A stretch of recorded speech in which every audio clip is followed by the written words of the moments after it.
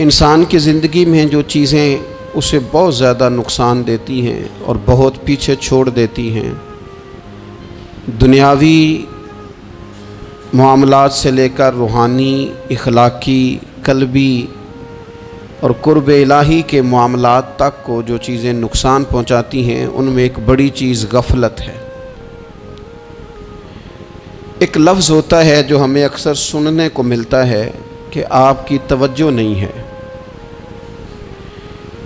یہ ڈھیر سارے لوگوں کا مطالبہ ہوتا ہے، اہل خانہ بھی مطالبہ کرتے ہیں، کئی موقع پر والدین بھی مطالبہ کرتے ہیں، غرباء بھی مطالبہ کرتے ہیں کہ امیروں کی ہماری طرف توجہ نہیں ہے۔ اور یہ بڑی لازمی سی بات ہے کہ کسی چیز پر جب توجہ رہتی ہے تو وہ چیز بہتر ہو جاتی ہے، اور جب عدم توجہی کا لوگ مظاہرہ کرتے ہیں تو وہ معاملہ خراب ہو جاتا ہے۔ یہ جو عدم توجہ ہے اسی کو غفلت کہتے ہیں، اور جب انسان کے مزاج پر غفلت طاری ہوتی ہے اور غفلت اس پر پوری طرح غلبہ کر لیتی ہے تو پھر اس کی زرخیز زمین کو وہ بنجر کرتی ہے۔ غفلت انسانی دل کے لیے بڑی نقصان دہ چیز ہے اور انتہائی تکلیف اور ضرر کا باعث ہے۔ دلوں پر جو قحط نازل ہوتا ہے، قحط، ویران ہو جاتے ہیں دل، اور جو دلوں پر خشکی نازل ہوتی ہے کہ طبیعتیں خشک ہو جاتی ہیں، یہ غفلت کی وجہ سے ہوتی ہے۔ جو لوگ غافل ہو جاتے ہیں نا، اپنے معاملات کا دھیان نہیں رکھتے، دیکھیں نا، آپ کو کھانا کھاتے بھی غافل نہیں ہونا چاہیے۔ اگر کھانا بھی غیر معتدل کھا لیا جائے تو وہ انسان کی طبیعت کے لیے باعث ضرر بن جاتا ہے، نقصان کا باعث بنتا ہے۔ بات کرتے ہوئے بھی غافل نہیں ہونا چاہیے، کئی دفعہ جملے ایسے نکل جاتے ہیں جو انسان کے لیے پھر شرمندگی کا باعث بنتے ہیں۔ انسان کو غافل ہو کر کوئی کام نہیں کرنا چاہیے، غافل ہو کر، مدہوش اور بے ہوش ہو کر نہیں۔ غفلت دل کو ویران کرتی ہے، طبیعت میں خشکی لاتی ہے۔ غافل کبھی نہ بنے۔ قرآن مجید فرقان حمید نے ارشاد فرمایا کہ اقترب للناس حسابہم، فرمایا لوگوں کے حساب کا وقت قریب آ گیا، وہم فی غفلۃ معرضون، اور وہ ابھی بھی غفلت میں منہ پھیرے ہوئے ہیں۔ ٹائم آ گیا حساب دینے کا، لیکن وہ ابھی بھی غافل ہیں۔ ہمارے جو زیادہ تر نقصان زندگی میں ہوئے ہیں وہ صرف ہماری غفلت کی وجہ سے ہوئے۔ ہم نے چیزوں پر توجہ نہیں دی، چیزیں گڑبڑ ہو گئیں۔ جس آدمی نے پھول لگائے ہوں، پھل لگائے ہوں، کھیتی لگائی ہو، وہ دانہ ڈال کے پانی دے کے فارغ نہیں ہو سکتا، اسے توجہ کرنی پڑتی ہے۔ اور کسی نے کہا تھا مالی جیندے ہون تو پھر بوٹے سوکدے نہیں، اگر موجود ہونا ان کو سینچنے والا، رکھوالی کرنے والا، تو پھر ان کی جڑیں کبھی خشک نہیں ہوا کرتی۔ ہماری جو غفلتیں ہیں یہ بڑی ضرر کا باعث ہیں، نقصان کا باعث، اور مجبوری معاف ہوتی ہے، غفلت معاف نہیں ہوتی۔ اسکول میں پڑھتے تھے، مدرسے میں پڑھتے تھے، تو ایک مجبوری ہو گئی جی، خدا نخواستہ گھر میں کوئی پریشانی ہو گئی تو اساتذہ اس پر سزا نہیں دیتے۔ کوئی خوشی کا موقع ہے گھر میں، فیملی میں کسی کی شادی ہے، اساتذہ اس پر سزا نہیں دیتے۔ لیکن اگر کبھی پتہ چلتا تھا نا کہ یہ گھر سے تو آیا تھا لیکن مدرسے نہیں آیا، یہ اسکول نہیں آیا، رستے میں غافل ہو گیا، تو یہ بات خوفناک تھی۔ یہ قابل سزا جرم تھا کہ تو غافل ہو گیا اپنی پڑھائی سے، تو گھر سے آیا اور یہاں نہیں آیا۔ غفلت قابل سزا ہوتی ہے، مجبوری کی معافی ہوتی ہے۔ ہمارا آج کل جو مسئلہ ہے وہ غفلت کا ہے۔ ڈھیر سارے لوگ ہیں، سمجھدار بھی ہیں، سیانے بھی ہیں، معاملہ فہم بھی ہیں، باشعور بھی ہیں، تعلیم کی ڈگریاں بھی رکھتے ہیں، لیکن اگر ان کی زندگیوں کی تکلیفوں کو دیکھا جائے اور بے آباد روح کو دیکھا جائے اور سجدوں سے ان کی دوری کو دیکھا جائے تو ایک ہی بات سمجھ میں آتی ہے کہ پتہ سارا ہے لیکن لے ڈوبی ہے غفلت، توجہ نہیں کی۔ لائق بچہ بھی نالائق ترین زندگی گزارتا ہے، اس لیے کہ اس کے لائق ہونے کے ساتھ ساتھ اس کا توجہ کرنا بھی تو ضروری ہے نا۔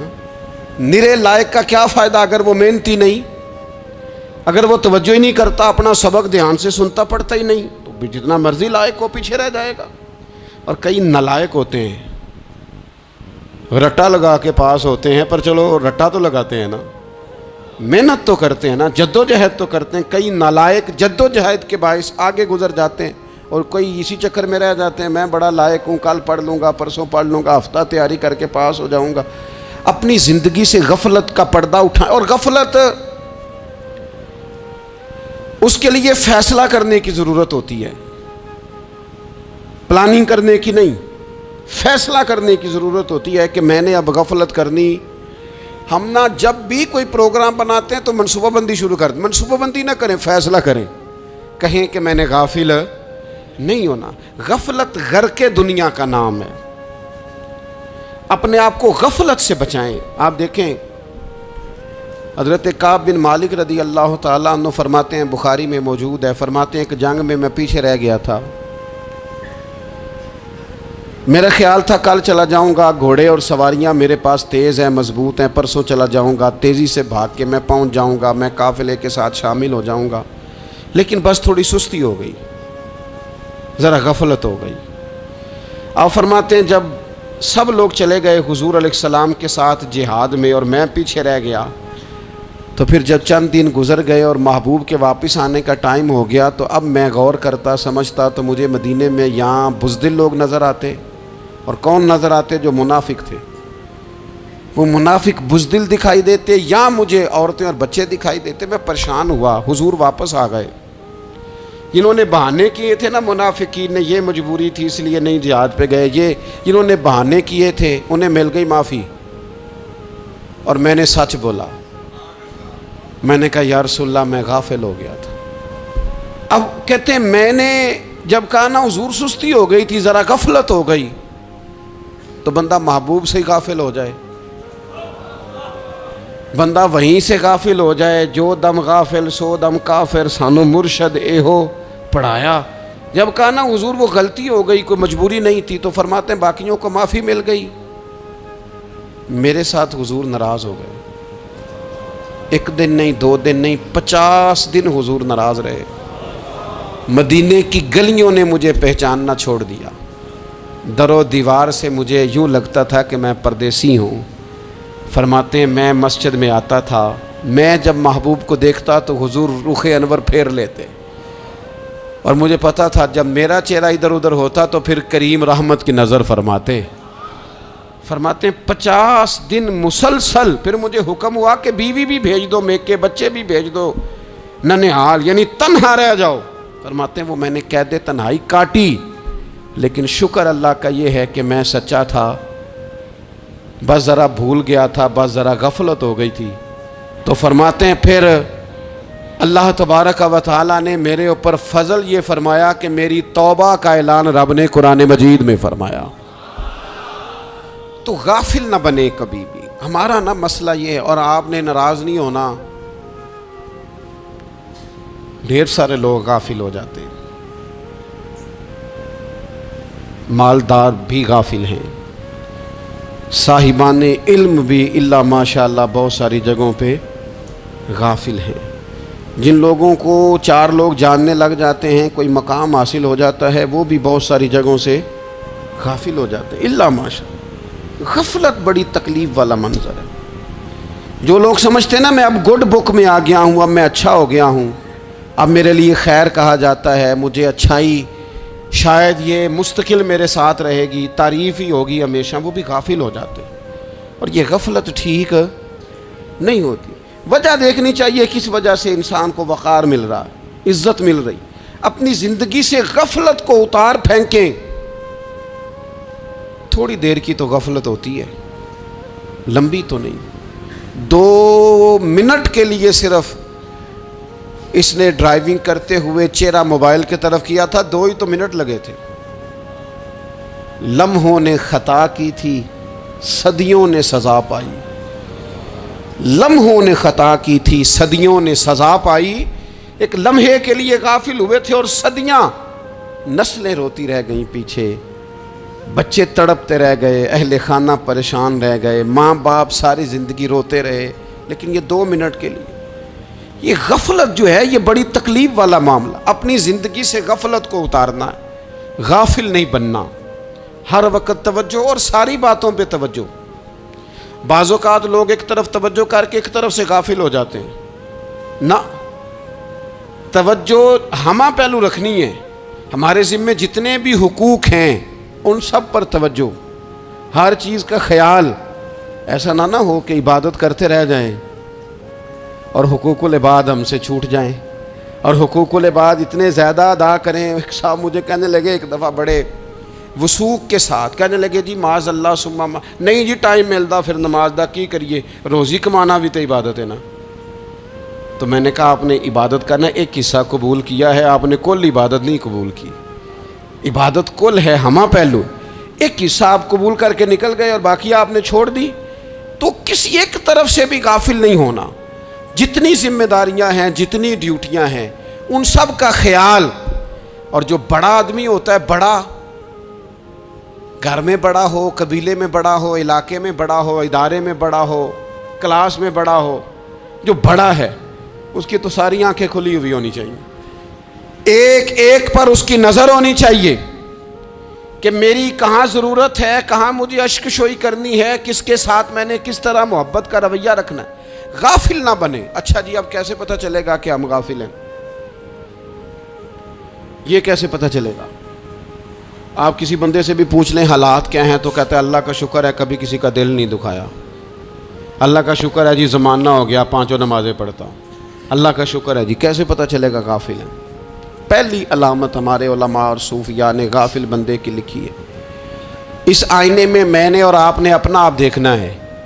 غافل بندے کی پہلی علامت یہ ہوتی ہے کہ وہ دنیاوی کاموں میں چست ہوتا ہے اور اللہ اور اس کے رسول کی فرما برداری میں سست ہوتا ہے. یعنی نماز کے وقت تو اسے نیند ستاتی ہے، پریشانی ہوتی ہے، لیکن اگر کسی جگہ مال مل رہا ہو، پیسے مل رہے ہوں، وہاں جانا ہو تو پھر اسے کوئی چیز بھی تنگ نہیں کر. دنیاوی کاموں میں چست ہوگا، یعنی ٹی وی کے آگے، موبائل کے آگے وہ گھنٹوں بیٹھا ہوا ہے. اور اگر اسے 25 منٹ قرآن پاک سننا پڑ جائے، اگر اسے 20 منٹ دینی محفل میں بیٹھنا پڑ جائے، اگر اسے کہا جائے کہ تو 20 رکعت نماز نفل ادا کر، دنیاوی کاموں میں چست ہے، دینی کاموں میں، یہ غفلت کی پہلی علامت. پھر ذاتی معاملات پہ پیسہ خرچ کرنا ہو تو ڈھیر سارا ہے، کسی غریب کی مدد کرنی ہو تو. وہ ہمارے ایک دوست ہیں، وہ اکثر کہا کرتے ہیں، وہ کہتے ہیں آج کل کسی سے کہنا فلائی کام میں، دینی کام میں، کسی کی مدد میں کچھ 4 پیسے خرچ کرنے ہیں تو لوگ کہتے ہیں ہاتھ تنگ ہے. ہاں کوئی سستا پلاٹ ملتا ہو نا، اور اگر یہ سمجھ آ جائے کہ وہ مجبور ہے بیچارہ بیچنے والا، تو پھر کہتے ہیں میں 2-3 دوستوں کو پھاڑ لے سن. ذاتی کاموں میں جب بندہ چست ہو اور دینی کاموں میں سست ہو تو مطلب یہ ہے کہ بندہ غافل ہے. پہلی علامت غفلت کی. اور غفلت کی دوسری نشانی یہ ہے کہ انسان گناہ کے کاموں کو معمولی سمجھنے لگ جاتا ہے. یہ غافل بندے کی نشانی ہے. گناہ کو معمولی سمجھتا ہے، چھوٹا سمجھتا ہے. آج کل لوگ کہتے نہیں میں کو اکیلا کر رہا ہوں، ساری دنیا ہی کرتی ہے. اور جناب کیا ہو گیا اگر یہ غلطی ہو گئی تو بندے سے ہو ہی جاتا ہے.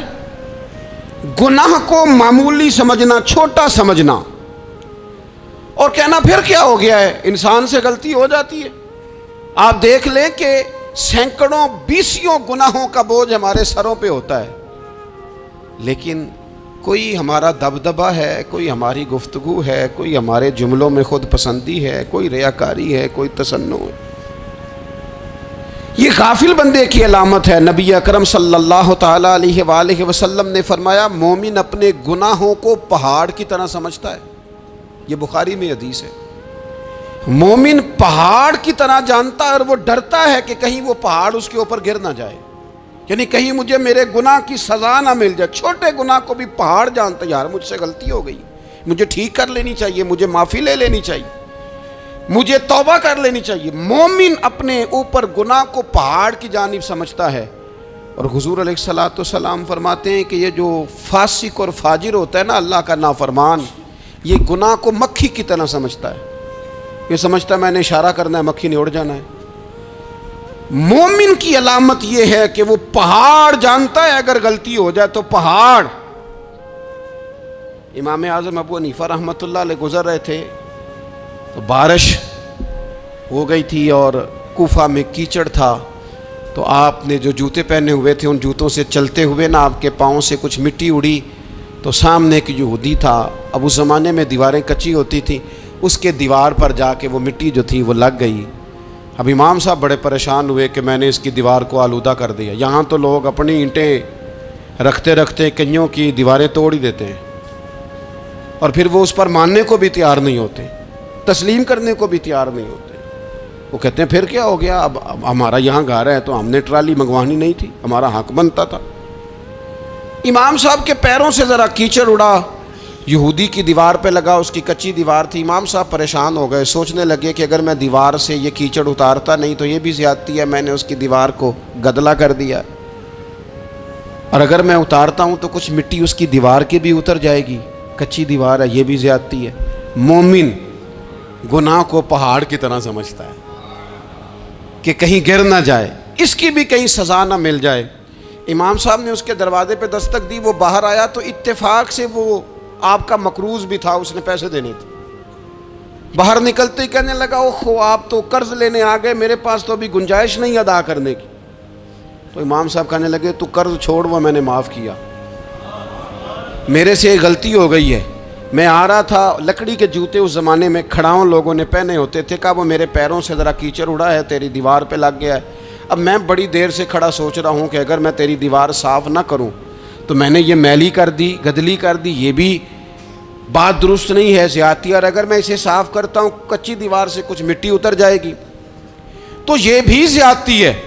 اب تو بتا میں کیا کروں. تو بے موسمہ پھل تھا نا یہ، تو بے موسمہ پھل دیکھ کے بندہ حیران ہو جاتا ہے.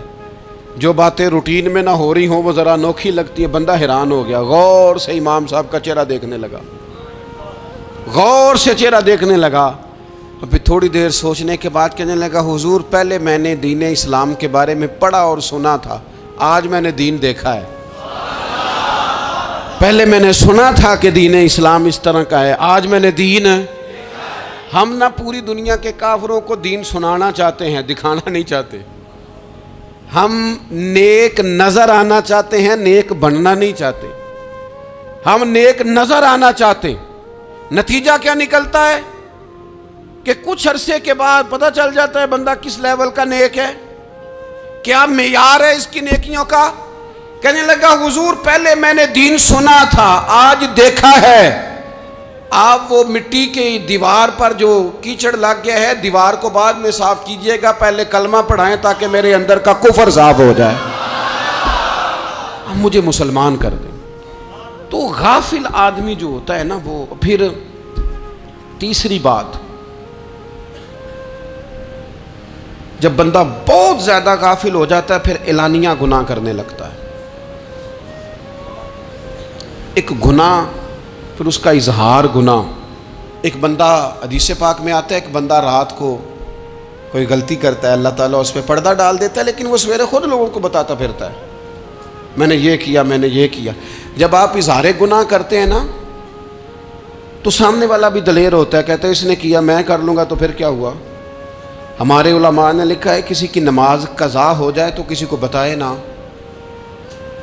قضا پڑھ ڈالے، اس کا جگہ جگہ ذکر نہ کرے. جب آپ کہیں گے نا میری قضا ہو گئی تو آپ کے ساتھ رہنے والا بچہ دوست سمجھے گا یار اس کی قضا ہو گئی ہے تو میری بھی ہو جائے گی تو کیا ہو. گناہ کرنا بھی گناہ ہے اور گناہ کا اظہار بھی گناہ ہے. نبی اکرم صلی اللہ تعالیٰ علیہ وآلہ وسلم نے ارشاد فرمایا میری ساری امت کو معافی مل جائے گی سوائے ان لوگوں کے جو اعلانیہ گناہ کرتے ہیں. یہ بخاری مسلم دونوں میں حدیث موجود ہے. جو اعلانیہ گناہ، جنہوں نے خود ساری دنیا کو گواہ بنا لیا میں نے یہ بھی جرم کیا، یہ بھی کیا، یہ بھی کیا، یہ بھی کیا، خود انہوں نے لوگوں کے، بہت بڑے غافل آدمی کی علامت ہے کہ گناہ کرے اور پھر اوپر سے اعلانیہ گناہ کرے، اتنا بڑا جرم کرے. پھر چوتھی علامت اگر ہم دیکھنا چاہیں کہ ہم غافل تو نہیں. تو غافل بندے کی چوتھی علامت یہ ہوتی ہے کہ وہ فضول کاموں میں وقت بڑا ضائع کرتا ہے.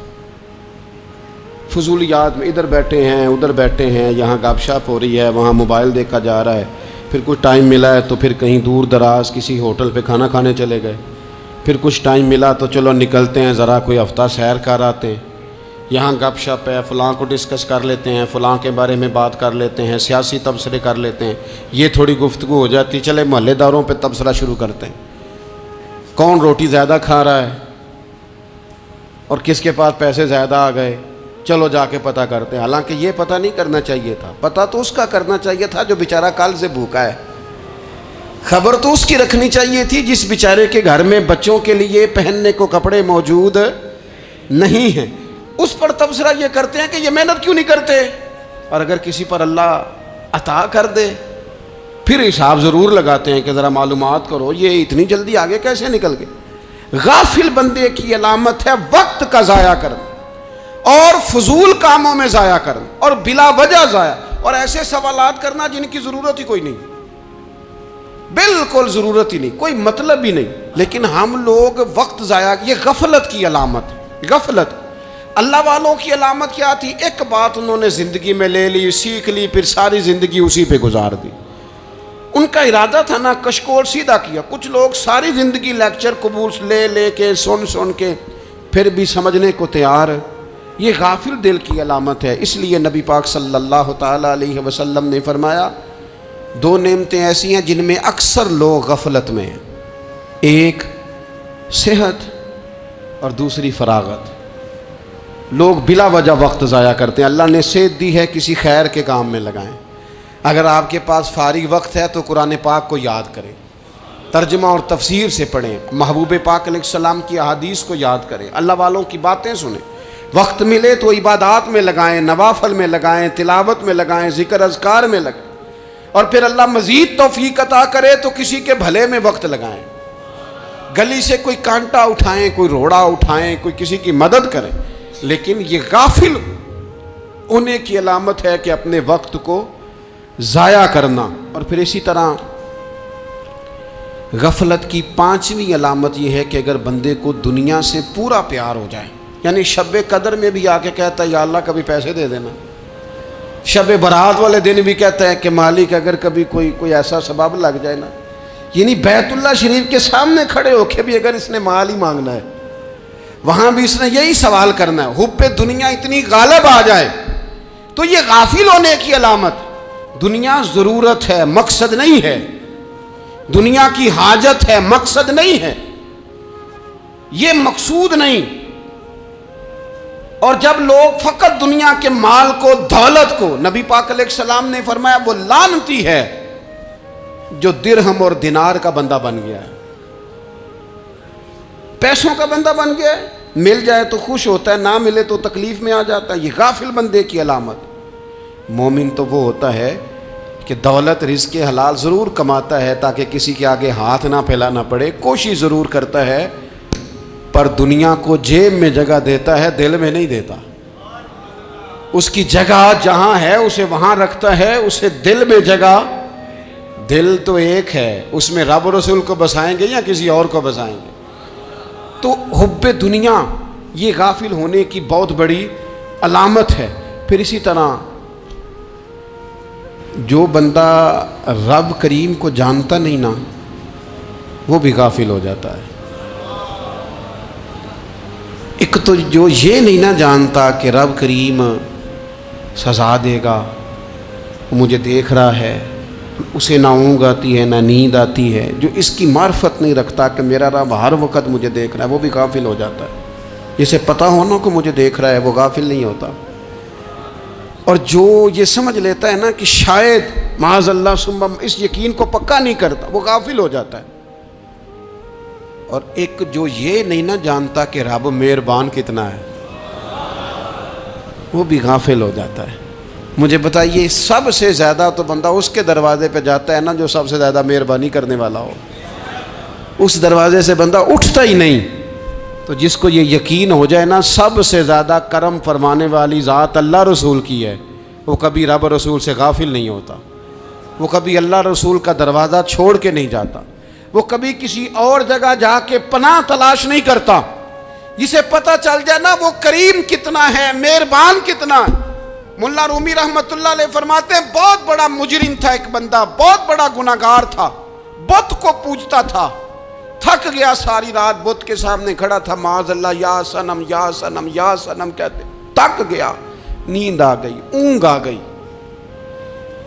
جب پوری طرح نیند آ گئی اور دماغ پہ نیند قبضہ کرنے لگی تو اس کے منہ سے نکل گیا، صنم صنم کہہ رہا تھا نا، نکل گیا یا صمد، او بے نیاز مالک۔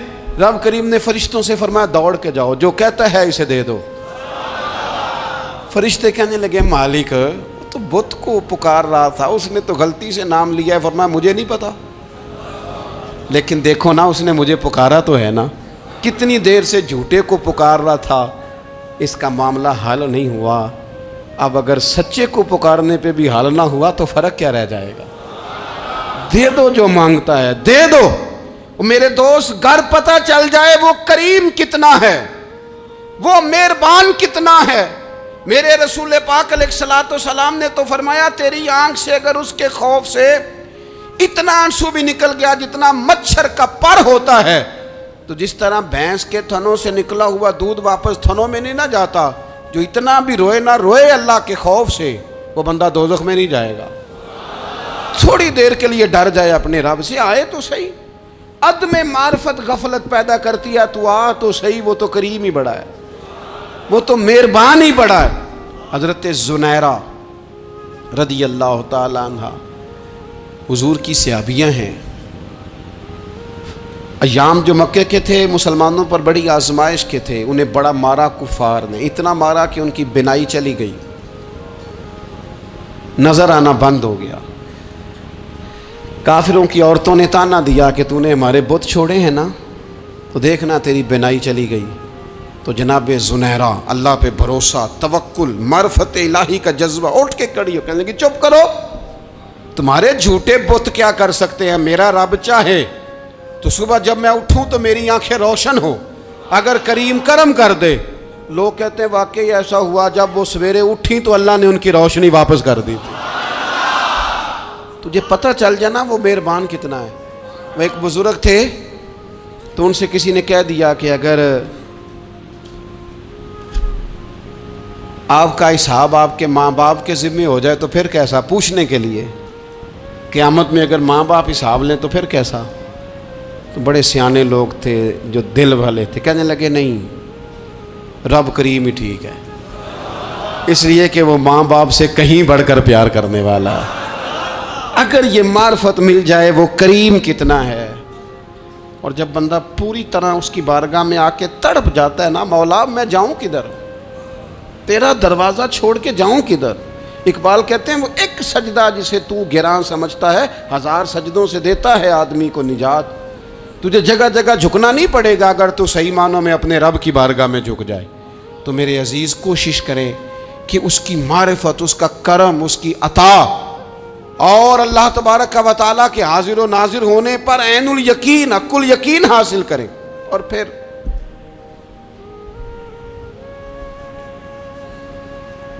آٹھویں بات یہ ہے کہ غافل لوگوں کی صحبت بھی بندے کو غافل کر دیتی ہے۔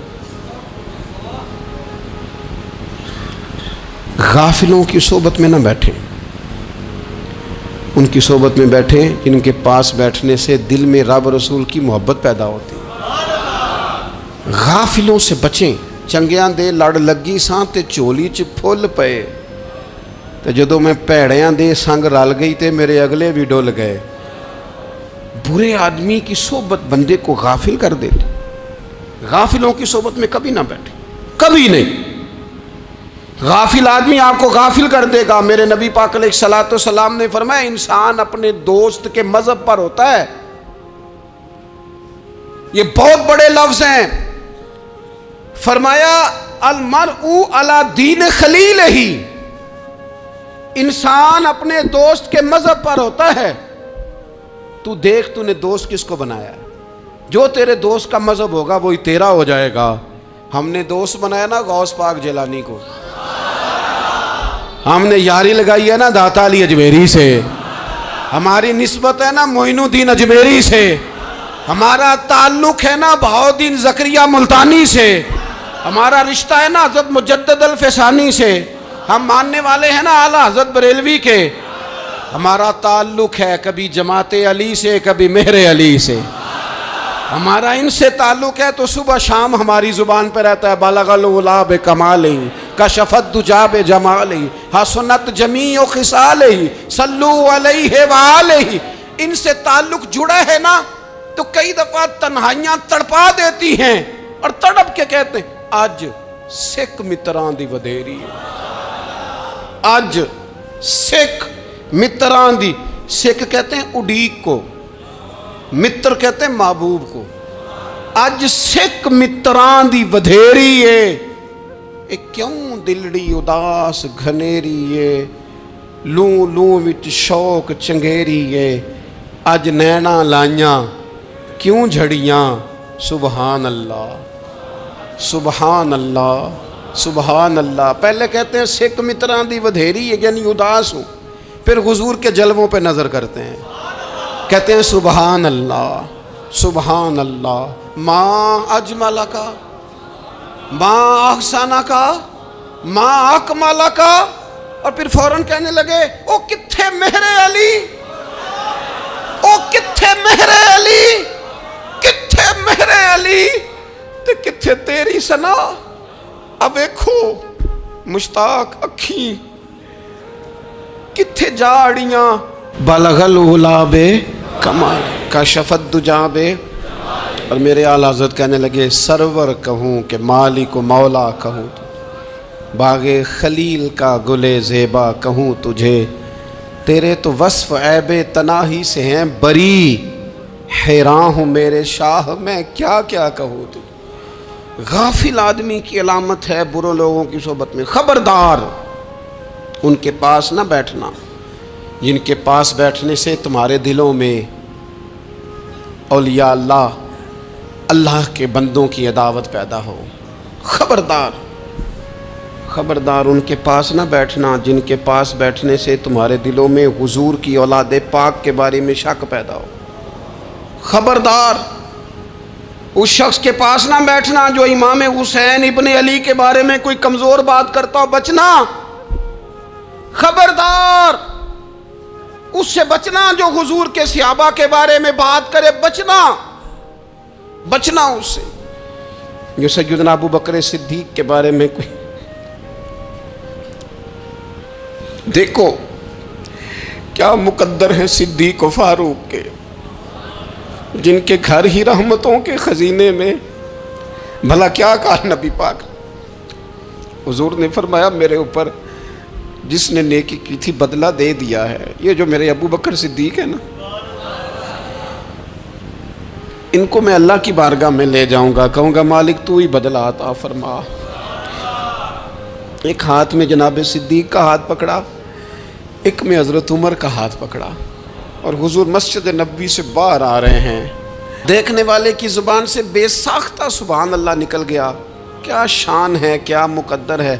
تو حضور علیہ السلام رک گئے اور روک کے فرمایا تو حیران ہو رہا ہے نا، تو حیران ہو رہا ہے نا کہ میں نے ایک ہاتھ میں ابو بکر کو پکڑا ہے، ایک میں عمر کو پکڑا ہے، فرمایا قیامت میں جب میری قبر کھلے گی تو میں اسی طرح قبر سے نکلوں گا، اس طرح میدان محشر میں میں آؤں گا، خبردار حضور ایک وفاداروں کے وفادار رہنا، ان کے وفادار رہنا، ان کے وفادار رہنا بڑا عجیب دور آیا ہے۔ ہم نے یہ دور دیکھا ہے کہ لوگ حضور کے صحابہ کے بارے میں بھی بات کریں گے، اب نبی پاک کی اولاد پاک کے بارے کو بھی ڈسکس کیا جائے گا۔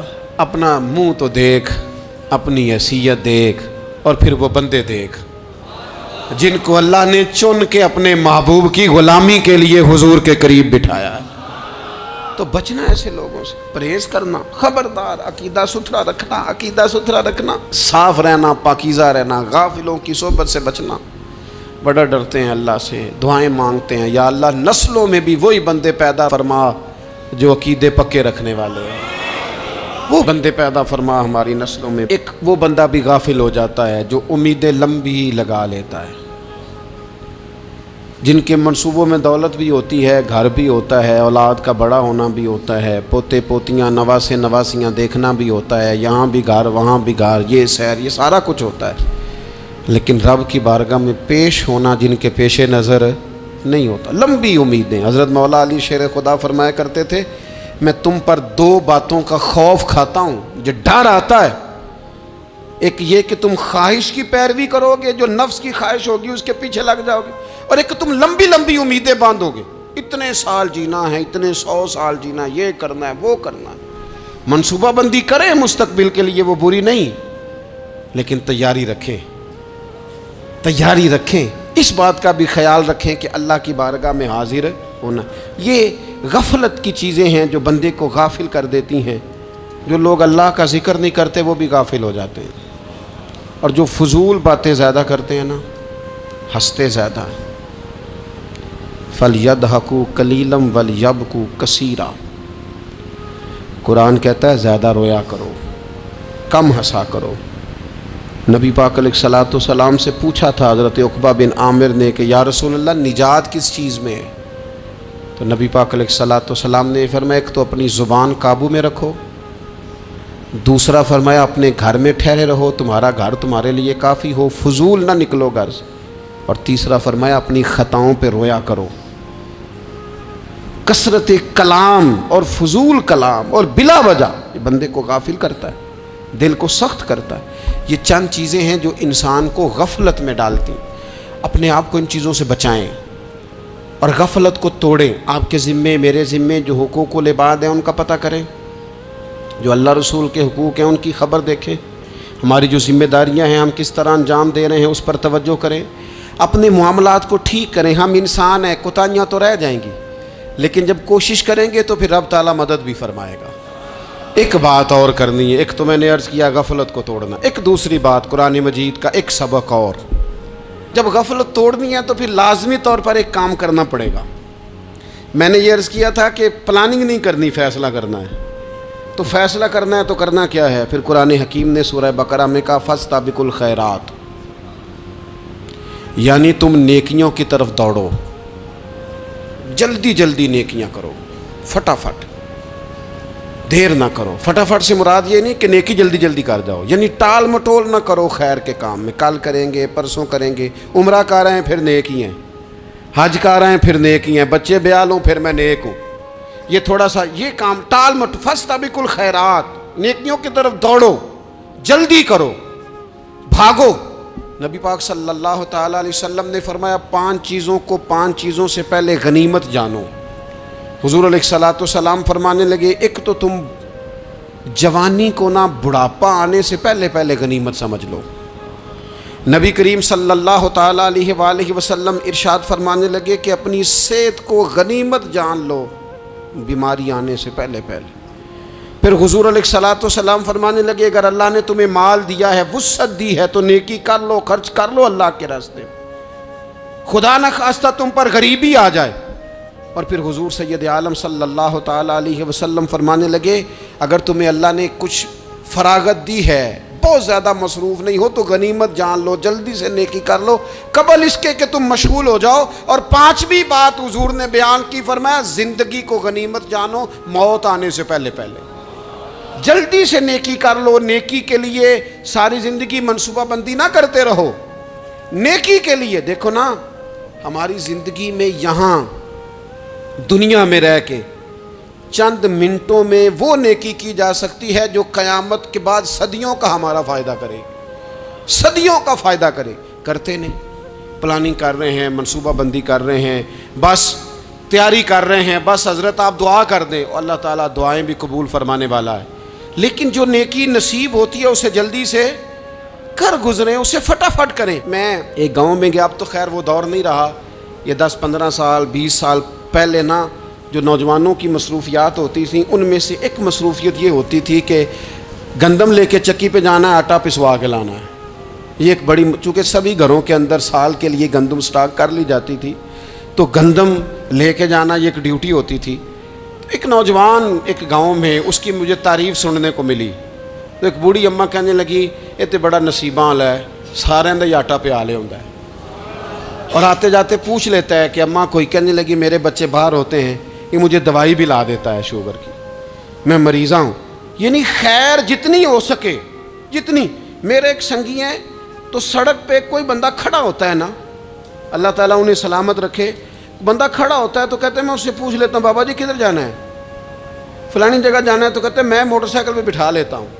بندہ دیکھ کے مجھے سمجھ آ جاتی ہے ضرورت مند ہے، کوئی چور نہیں، کوئی ڈاکو نہیں، ضرورت مند ہے، میں اسے منزل تک نیکی جتنی میسر آئے، جس حد تک میسر آئے۔ کیا کہا ہمارے نبی پاک علیہ السلام نے؟ حضور نے ہم سے فرمایا کچھ نہ ہو سکے تو بات ہی مسکرا کے کر لینا، اس پر ہی اللہ صدقے کا ثواب عطا کر۔ فاستبقوا الخیرات، جلدی سے نیکی کر لو، اپنے نامہ اعمال میں روز نیکیاں جمع کرو، کوئی نہ کوئی خیر کا کام روز کرو اور جلدی سے کرو۔ صحیح مسلم میں حدیث ہے، نبی پاک صلی اللہ تعالیٰ علیہ وسلم فرمانے لگے جلدی جلدی نیکی کے کام کر لو ان فتنوں سے پہلے جو اندھیری رات کے حصوں کی طرح فتنے ہوں گے۔ فرمایا اس وقت حال یہ ہوگا کہ آدمی صبح مومن ہوگا، شام کو کافر ہو جائے گا، شام کو مومن ہوگا تو صبح کافر ہو جائے گا۔ اور فرمایا لوگ دنیا کے بدلے اپنا دین تک بیچ ڈالیں گے۔ معاذ اللہ جھوٹی قسمیں نہیں کھائی جاتی، جھوٹا قرآن مجید نہیں لوگ اٹھا لیتے، لوگ دنیا کے لیے دین بیچ ڈالیں گے۔ اس سے پہلے جب فتنے اتنے زیادہ ہو جائیں، اس سے پہلے نیکی کر لو، کوئی خیر کا کام کر لو، جلدی سے کچھ ایسا کر لو۔ حضرت عقبہ بن حارث رضی اللہ تعالیٰ عنہ فرماتے ہیں یہ دیکھیں ہمارے نبی پاک علیہ السلام کی سیرت کیا ہے، حضور کا اسوہ کیا ہے، نبی پاک علیہ السلام ہماری تربیت کس طرح کرتے ہیں۔ حضرت عقبہ بن حارث رضی اللہ تعالیٰ عنہ کہتے ہیں ہم نے نبی پاک علیہ السلام کے ساتھ عصر کی نماز پڑھی، یہ صحیح بخاری میں موجود ہے۔ فرماتے حضور سلام پھیرتے ہی فوراً اٹھ کے گھر تشریف لے گئے۔ یہ ہمارے لیے انوکھی بات تھی، غیر متوقع تھی، پہلے کبھی ایسا ہوا نہیں۔ سلام پھیرا نماز کا، حضور جلدی سے تشریف لے گئے۔ اب ہم حیران تھے اور حیرت انگیز طور پر حیران تھے کہ کریم اتنی جلدی تشریف لے گئے۔ تھوڑی دیر ہوئی حضور واپس آ گئے تو محبوب پاک علیہ السلام فرمانے لگے گھر میں ایک چھوٹی سی ڈلی، ایک چھوٹا سا ٹکڑا سونے کا پڑا تھا، مال آیا تھا سارا صدقہ کر دیا، وہ تھوڑا سا پڑا تھا، اچانک مجھے یاد آیا وہ تو پڑا رہ گیا۔ تو حضور فرمانے لگے میں نے کہا کہیں ایسا نہ ہو جائے کہ ساری رات گزر جائے اور میرے گھر میں پڑا ہی رہ جائے، میں جلدی سے جا کے اسے خیرات کر دوں۔ میں نے خیرات کیا پھر میں واپس آ گیا ہوں۔ جلدی سے نیکی، جلدی سے نیکی کر لی جائے۔ ہم بڑا انتظار کر رہے ہیں، بڑا لمبا ہمارا پروگرام ہے، ہمارے پاس ٹائم ہی بڑا ہے، کسی نے کان میں کہہ دیا ہے تیرے پاس بڑا وقت ہے، ابھی تو بڑی عمر پڑی ہے، ابھی تو جناب اور میرے بھائی یہ لوگوں کے کہنے کی باتیں ہیں، پھر پتہ ہی نہیں چلتا حالات کس طرح کے ہو جاتے ہیں اور کیا معاملات انسان کے ساتھ درپیش ہوتے ہیں۔ جتنی خیر میسر آئے، جتنا بھلا میسر آئے، جتنی انسان کو توفیق ملے۔ میں نے بزرگوں کو دیکھا، اپنے اصحاب کو، پہلے وہ خدام سے کہتے کہ میں سونے لگا ہوں اور پابند کرتے لوگوں کو کہ فلاں وقت، بزرگوں کو میں نے دیکھا اپنے، وہ پابند کرتے لوگوں کو کہ فلاں وقت میں موجود ہوں گا آنا، خود پابند فرماتے، اور پھر جب بیدار ہوتے تو سب سے پہلے خدام کو بلا کے پوچھتے کوئی مہمان تو نہیں آیا؟ وہ جناب آپ نے خود ہی تو پابند فرمایا فلاں دن آنا۔ کہنے لگے چل یار اگر کوئی آیا تو مجھے ملا لو، میری ملاقات کرا لو۔ کیوں؟ اس لیے کہ دور سے آیا ہے، مجھ سے ملنے آیا ہے، کوئی خیر کی بات سیکھنے آیا، چلو میرے نامہ اعمال میں کوئی نیکی جائے گی، کچھ نہ کچھ خیر جمع کر لی جائے، کچھ نہ کچھ ڈیوٹی کر لی جائے، کچھ کام کریں اور جلدی سے کریں۔ حضرت جابر ابن عبداللہ انصاری رضی اللہ تعالیٰ عنہ بیان کرتے ہیں، یہ بھی بخاری میں موجود ہے، کہتے ہیں ایک صحابی نبی پاک علیہ السلام کی بارگاہ میں حاضر ہوئے غزوہ احد کے موقع پر، اور حال ان کا یہ تھا کہ وہ کھجور کھا رہے تھے اور کھجور انہوں نے منہ میں رکھی ہوئی تھی۔ حضور کی بارگاہ میں حاضر ہوئے اور عرض کرنے لگے یا رسول اللہ صلی اللہ تعالیٰ علیہ وسلم اگر میں شہید کر دیا جاؤں تو کہاں جاؤں گا؟ حضور فرمانے لگے جنت میں۔ تو کہتے ہیں انہوں نے جو کھجور منہ کے اندر تھی وہ انہوں نے نگلی نہیں، اندر نہیں لے گئے، اس کو باہر نکالا اور دوڑ کے آگے بڑھے اور جنگ کرنی شروع کر دی۔ اور لڑتے لڑتے شہید ہو گئے۔ کیا سبق دیا انہوں نے؟ سبق یہ دیا کہ نیکی کرنے میں اتنی دیر بھی نہیں کرنی جتنی کھجور کھانے میں دیر لگتی ہے۔ جلدی سے نیکی کرنی ہے، فٹافٹ نیکی کرنی، اس کے اندر ٹال مٹول نہیں کرنا۔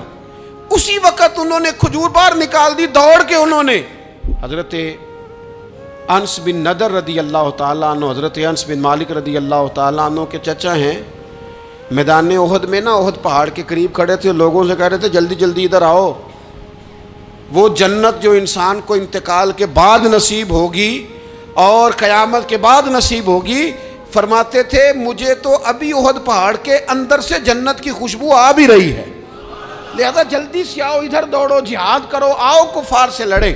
تو نیکی میں دیر نہیں کرنی، جو نیکی میسر آتی ہے، جس کو میسر، ماں باپ میسر ہیں تو خدمت کر لیں، اہل خانہ ہیں تو حسن سلوک کر لیں، اللہ نے اولاد دی ہے تو اچھی تربیت کر لیں، دوست ہیں تو خیر خواہی کر لیں، اگر آپ کو اللہ رمضان عطا کرتا ہے تو زیادہ سے زیادہ اس کی عبادت کر لیں، اگر نظر ٹھیک ہے تو تلاوت زیادہ سے زیادہ کر لیں، زبان چلتی ہے تو رج رج کے مدینے والے محبوب پہ درود و سلام پڑھ لیں، اللہ تعالیٰ کا ذکر کر لیں، جلدی سے خیر جمع کریں، اپنے وقت کو ضائع نہ کریں۔ یہ آج کا سبق ہے کہ ایک تو ہم نے فیصلہ کرنا ہے کہ بس غفلت نہیں، اب غفلت، اب انشاءاللہ اللہ اللہ کرنی ہے، اب کوئی خیر کا کام کرنا ہے۔ میرے حضرت کا ایک جملہ کبھی نہیں بھولنا، فرمایا کرتے تھے زمین کے اوپر کام، نیچے جا کے آرام، یہ چھوڑ دیں اتنے گھنٹے سونا ہے تو یہ کرنا ہے تو میری نیند میں دخل کوئی نہ ڈالے، پھر سوتے ہی رہ جائیں گے، سوتے ہی رہ جائیں گے۔ زمین کے اوپر کام اور نیچے جا کے جاگنا ہے، جاگ لے افلاک کے سائے تلے، پھر حشر تک سوتا رہے گا خاک کے سائے تلے۔ اب جاگ لے افلاک کے سائے کے نیچے، جاگ، کھول آنکھیں، ہر وقت کا سونا، ہر وقت سونا، ہر وقت جو اپنے آرام کی فکر کرنا، اس سے نکل آئیں اور اچھا کھانا اور اچھا پہننا اور بس اپنی مرضی کی زندگی من چاہی جینا، اس سے باہر آئیں، فیصلہ کریں، فیصلہ کہ اب غفلت نہیں کرنی، اگر اللہ نے کوئی صلاحیت دی ہے تو اسے دین کے کام پہ لگانا ہے، کوئی ڈیوٹی کرنی ہے، کوئی خدمت کرنی ہے۔ دیکھو خدمتیں ہو رہی ہیں، صدیق اکبر مال دے رہے ہیں، عثمان غنی مال دے رہے ہیں، مولا علی نے تلوار پکڑی ہے، میدان میں جا رہے ہیں، فاروق اعظم گلی گلی نگر نگر رسول اللہ کے دین کی پہرے داری کر رہے ہیں، حضرت جناب سیدنا سلمان فارسی ابو ذر غفاری حضور کی مسجد میں جھاڑو دے رہے ہیں، اور بلال حبشی وہ نبی پاک کی مسجد میں اذان پڑھتے پڑھتے رب نے اتنا عروج فرمایا کہ کعبے کی چھت پہ کھڑے ہو کے بھی اذان پڑھنی شروع، انہوں نے اذان دے دی۔ تو کوئی کام کرنا ہے، غفلت کو توڑنا ہے اور نیکی کرنی ہے، ذرا جلدی جلدی خیر کا کام کرنا ہے، نہیں ایسے نہیں، فٹافٹ، کیسے جی؟ فٹافٹ، تو فٹافٹ کام کریں خیر کا، جلدی جلدی، تو یہ خیر کا کام فٹافٹ، جلدی جلدی اور بڑی جلدی اور دوڑ دھوپ کے، اور جب آپ کرتے جائیں گے نا تو پھر اللہ تعالیٰ مواقع بناتا جائے گا۔ آپ سے میری اپیل ہے، بالخصوص میرے ساتھ جو وابستہ سنگی ہیں، جو پیار کرنے والے ہیں، دو باتیں آج آپ نے لے کے جانی ہیں گھر، یہی لنگر ہے، یہی آپ کے لیے دعا ہے، یہی ہمارے بزرگوں کا فیض ہے، یہی نصیحت ہے کہ آپ نے دو باتیں لے کے جانی ہیں، غفلت توڑ دینی ہے، فیصلہ کرنا ہے کہ آج کے بعد غافل نہیں ہونا، اور دوسری یہ بات لے کے جانی ہے کہ نیکی جلدی جلدی، فٹافٹ فیصلہ، فٹافٹ نیکی، ایک کر کے پھر انشاءاللہ دوسری کر کے پھر انشاءاللہ تیسری کر کے پھر انشاءاللہ چوتھی، یہ شروع کرنی ہے، اور آپ دیکھیں گے اللہ تعالیٰ مہربانی فرمائے گا، مدد کرے گا۔